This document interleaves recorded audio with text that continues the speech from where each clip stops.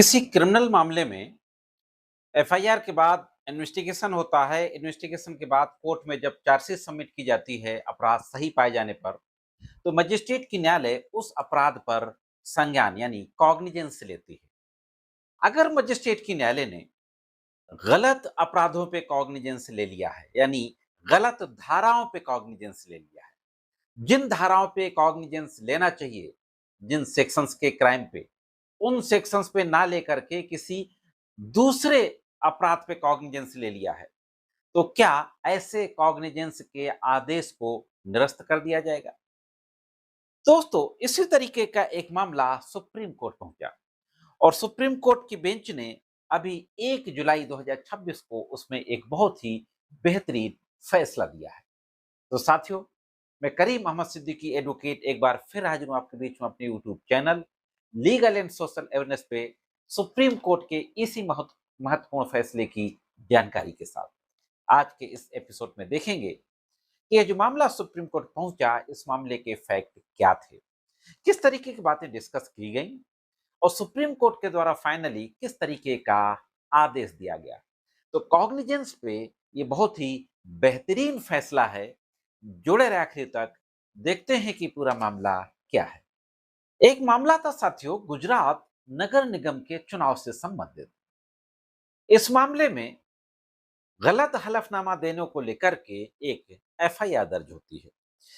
जो एफआईआर दर्ज होती है वो इंडियन पेनल कोड के सेक्शन 192, 193, 196 के साथ साथ जो रिप्रेजेंटेशन ऑफ पीपुल्स एक्ट है 1951, उसकी धारा 125 ए के तहत भी एफआईआर दर्ज होती है। एफआईआर के बाद इन्वेस्टिगेशन होता है।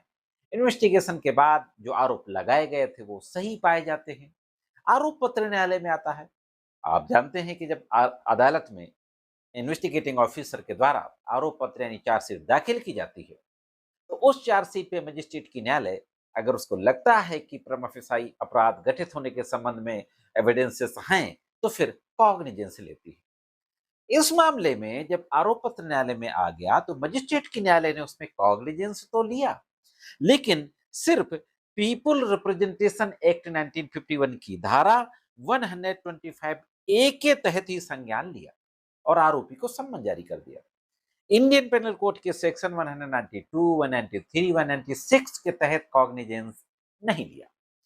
अब इस पूरे मामले को मजिस्ट्रेट के संज्ञान लेने को चैलेंज किया जाता है इलाहाबाद हाई कोर्ट में।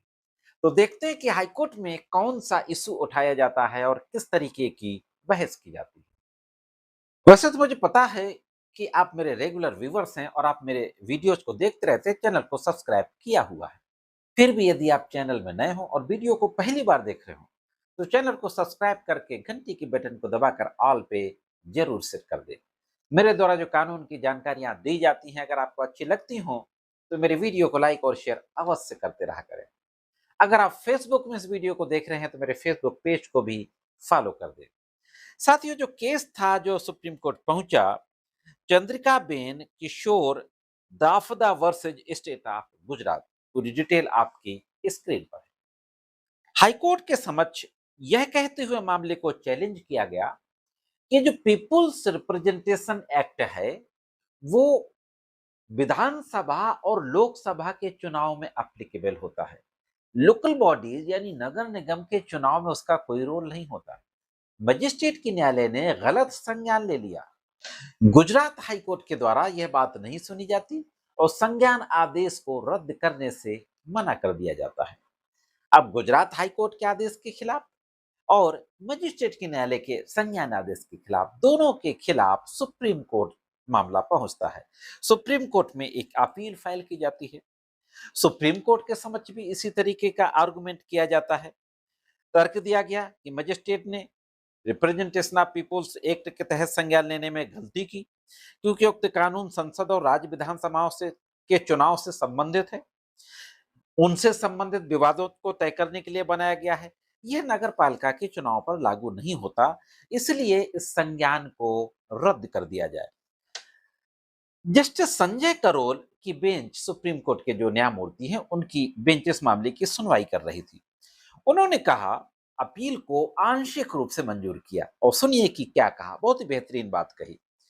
उन्होंने कहा कि फैसले में अपील करने वाले की इस बात से तो सहमति जताई कि मजिस्ट्रेट ने रिप्रेजेंटेशन ऑफ पीपल्स एक्ट के तहत संज्ञान लेने में गलती की। सुप्रीम कोर्ट ने माना कि मजिस्ट्रेट को रिप्रेजेंटेशन ऑफ पीपल्स एक्ट के तहत संज्ञान नहीं लेना चाहिए, क्योंकि नगर निगम के चुनाव में लागू नहीं होता, विधानसभा लोकसभा के लिए। मजिस्ट्रेट ने संज्ञान लेने में गलती की है। सुप्रीम कोर्ट ने इस बात से सहमत जताई। हालांकि कोर्ट ने इसे एक ऐसी कमी माना जिससे सुधारा जा सकता है।